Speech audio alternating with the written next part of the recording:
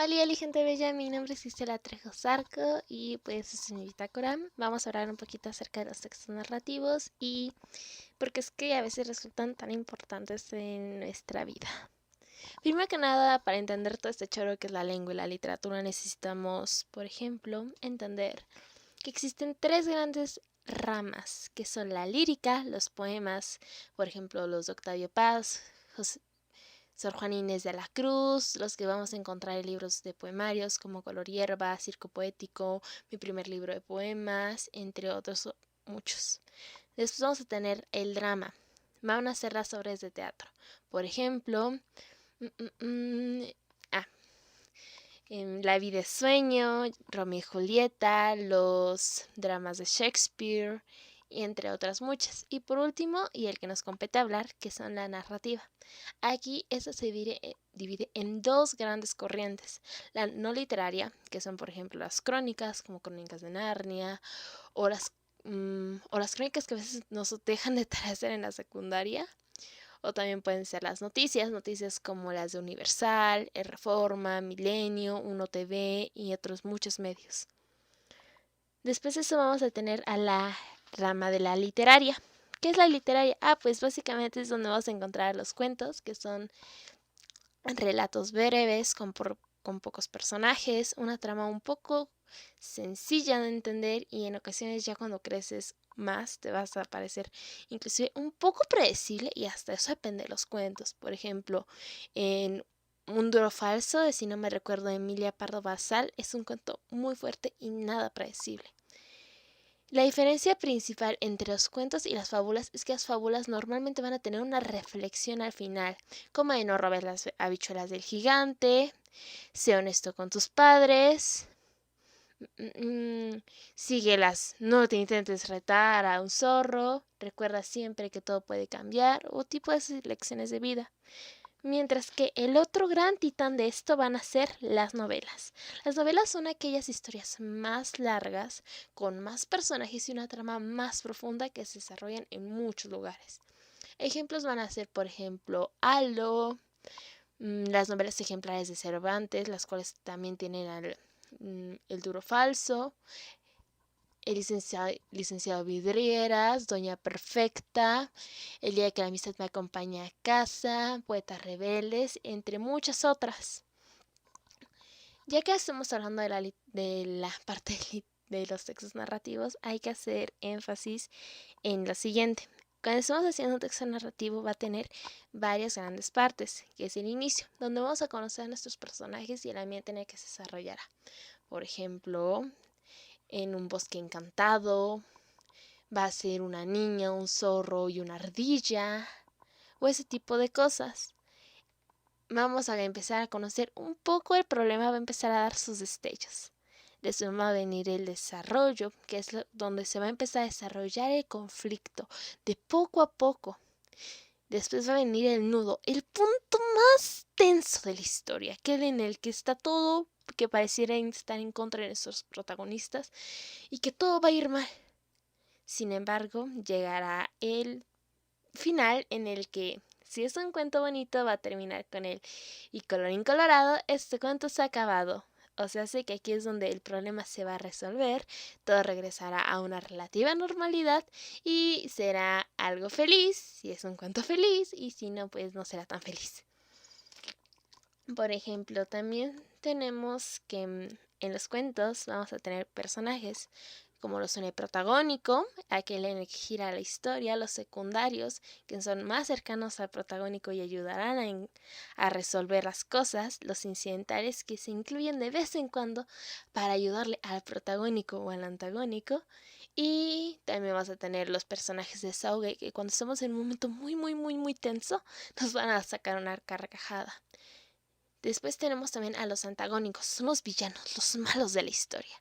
Por ejemplo, puede ser un brujo malvado que quiere robar la magia. O aquella bruja que quiere envenenar a una chica.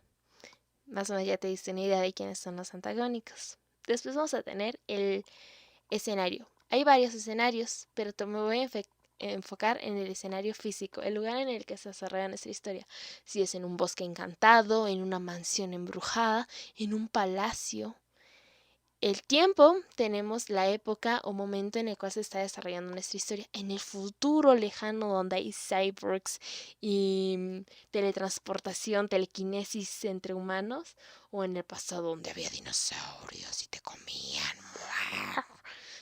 Más o menos ya me entendiste. Dentro de esto vamos a tener tres grandes cosas, que son los saltos en el tiempo. Podemos ir presente, futuro, pasado, otra vez futuro, después otra vez presente.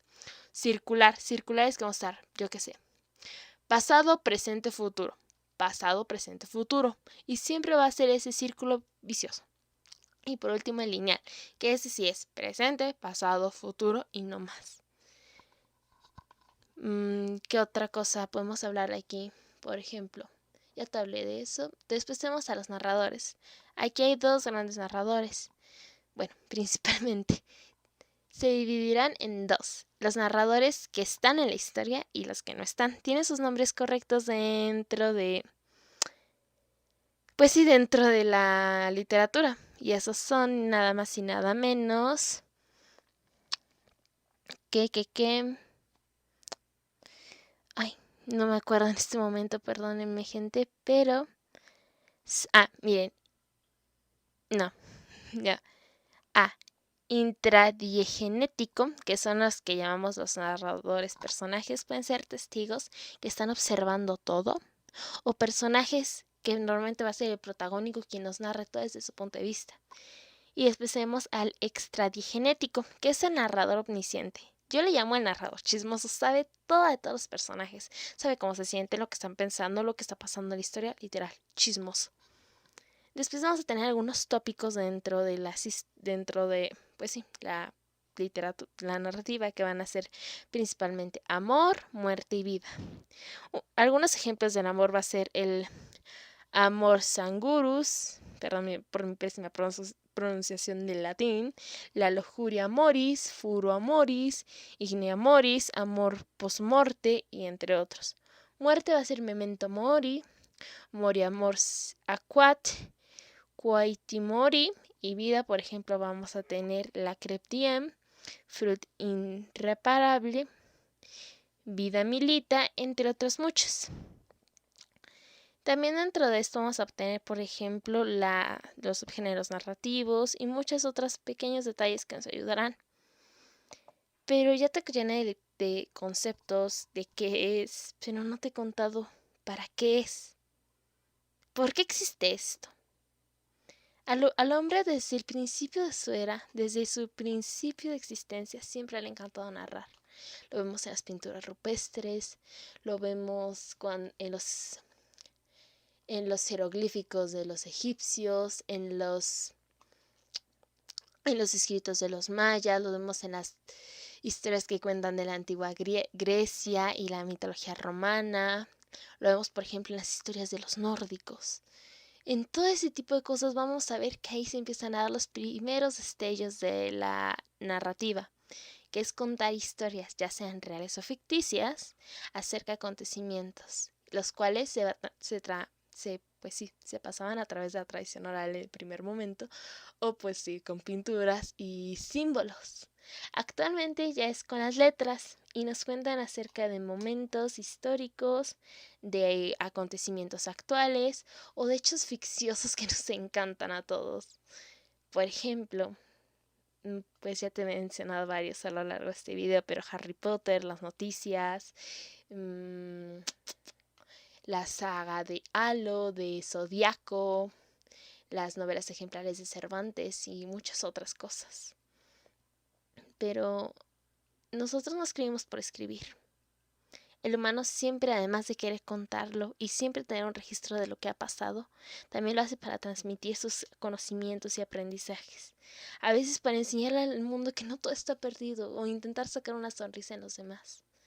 Escribir no solamente es ponerte frente a una máquina, frente a un papel y redactar tu ensayo de la tarea. No, escribir puede ser entrar en un mundo del cual a veces es complicado salir, un mundo del cual puedes amar y te puedes desahogar a veces, puedes sentirte libre y olvidarte de todo. Te lo diré yo como escritora. Yo cuando escribo me siento libre, siento que soy yo y que no tengo que aparentarse nada ni nadie, que puedo expresar todo desde mis más profundos miedos hasta mis más grandes sueños, sin tener miedo de que alguien me juzgue. Escribir también nos va a servir para comunicarnos con las demás personas. Ya sé que porque a veces estás ahí con, yo qué sé, algún libro y alguien frente a ti dice, mira, ¿qué te parece ese libro? Y ya empiezan toda una plática. Eso va a ser una hermosa amistad. Puede ser que por algún círculo lector o encontrarte a una persona ahí en la calle o un compañero del salón. La narrativa no es solamente poner un texto dentro de un libro con una portada, una sinopsis y un montón de capítulos y letras.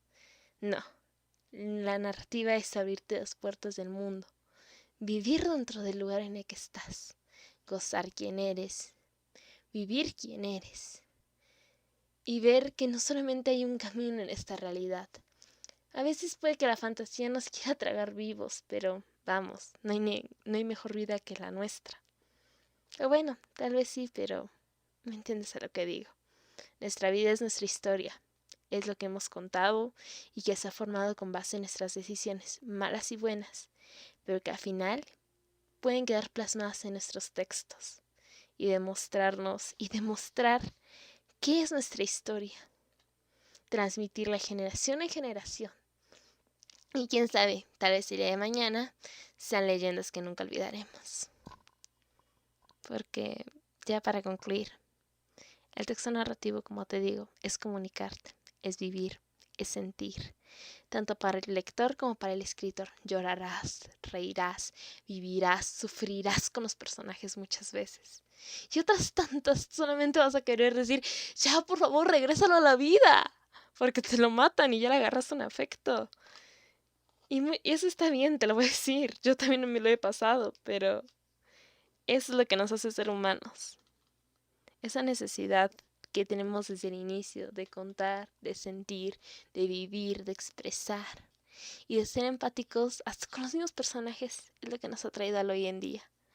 Porque quien dice que, por ejemplo, algunas de los más grandes experimentos, ¿qué tal si empezaron con un cuento de niños? Sin más, ya los dejo, esperando que tengan un hermoso día o noche y nos vemos en la siguiente bitácora. ¡Chao!